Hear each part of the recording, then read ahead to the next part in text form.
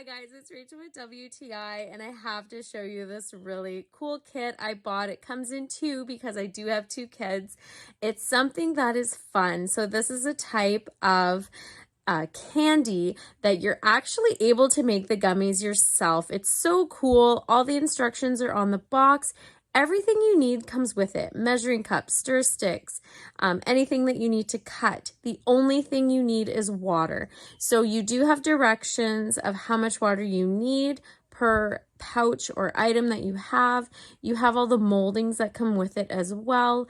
You're able to make this cute little meal like as if you're going to McDonald's. You got fries, you got burgers, you got your pop. So each of these have their own flavor, believe it or not. The pop tastes like Coca-Cola. It tastes like a candy Coca-Cola, but it's so good.